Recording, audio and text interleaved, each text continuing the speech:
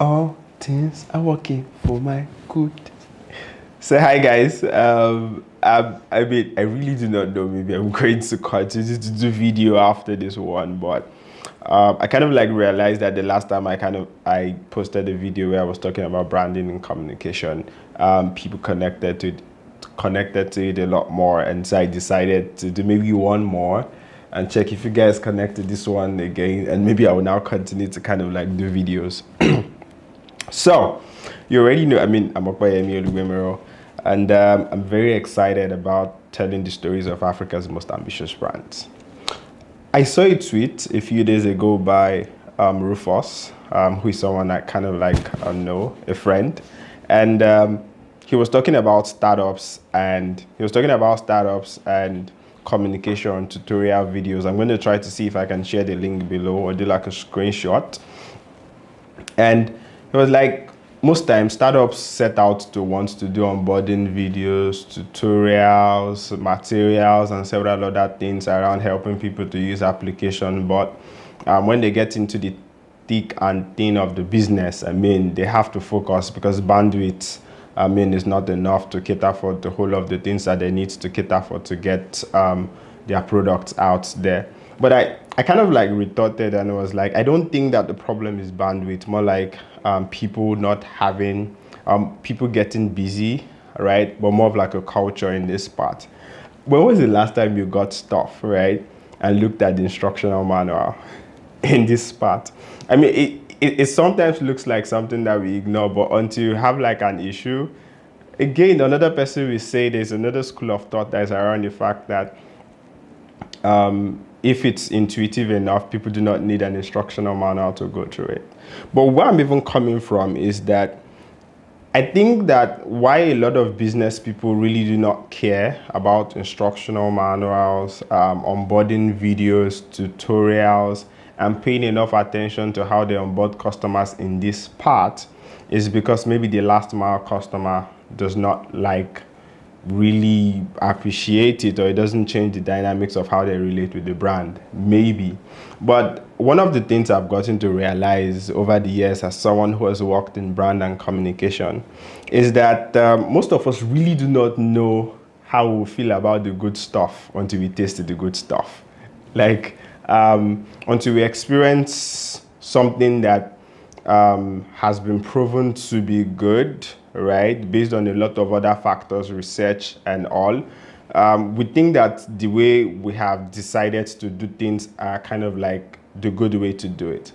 I didn't know how much I felt about onboarding videos until I got the experience for two brands that I now use rather, American brands. One is for video meetings, and the other one is for more like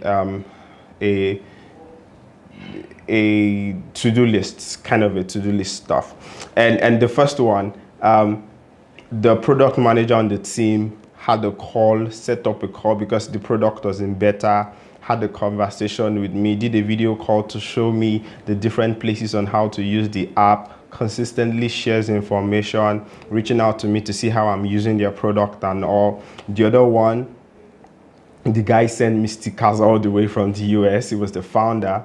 And I've connected to these brands beyond just using the product, right? And now I look at myself as one of the people who's like an inner carcass, inner circle, right? And I've seen this work a lot in the financial sector in this country. Two of the brands, when they launched, one of the ways they kind of like got to expand use for their customers, or expanded their customer base, was that there were a few people who now became like people who have used the product, who understand the product, who now started onboarding others. So they were doing this onboarding, but it was now happening in a non-traditional way because people were hand-holding others to use the product. This is how they use it, this is how they do it, this is how they do it, this is how they do it. And it sparked a lot of growth in their user base because they were coming in at the place, making people save money, and this was not like the usual way we normally kind of like went about. This was not like the normal way we go about doing such things, right? And so it's exciting to see how that affected the dynamics. One of the other ways is like because they were people who made us feel like they know stuff. If I have an issue, one way or the other, we can get it sorted for you. It changed the dynamics of how people trust, because yes, people trust people, and right. And so when they can see that there is a connection between you and the brand or the product, it changed the dynamics of how things work. But bringing it down to these instructional videos, right? Most of the times I say that the only reason why businesses or startups in Africa are not devoting much attention to onboarding videos, tutorials, and several other things around materials on how that can help people use product is because many of the founders have not been able to connect to the business use case, right? It's like, what are we using it for? Our customers, do our customers even care about this in the first place?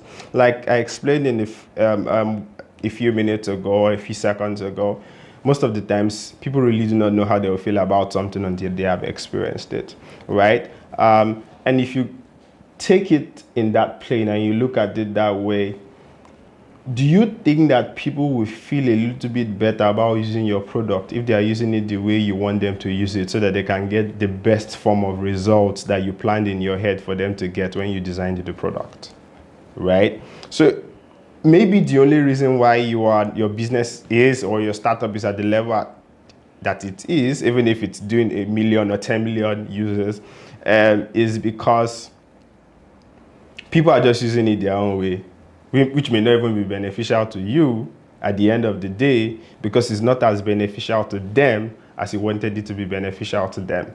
Can you onboard?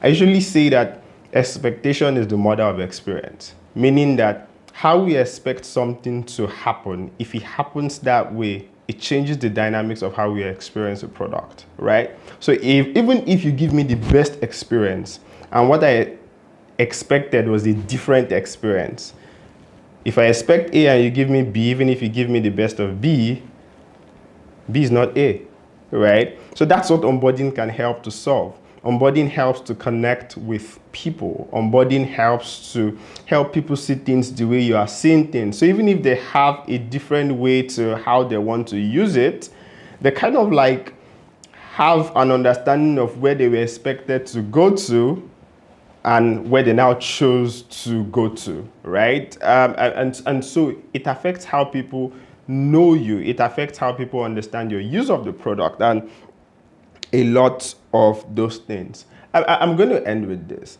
that most of the time, your investment in how much you want people to get to understand you shows how much you value them, right? And if you do not go through the ranks, through the hoops to get people to understand you, it means it shows in how you serve people. So this is one subconscious way of getting to connect with the people you want to reach so you can convert them. I dare say that customer service in Nigeria is not at the best, right? And I usually connect it to value for human beings or value for people, right? And if you're doing something as little as helping people understand how what you're providing solves their problem and how to get to use it in a way that it actually solves their problem, maybe you may just get an edge in the market. Yeah, I mean, so that's like all for like today. I don't know, maybe I'm going to get to do this again, but I hope you have kind of like learned something. I'm going to try to see, maybe I can drop a few notes below so that you can expand how you understand this video, so to speak. Have a great day. Oh, how did I sign out in videos again? Have a great day. Were you trying to wink? What's that?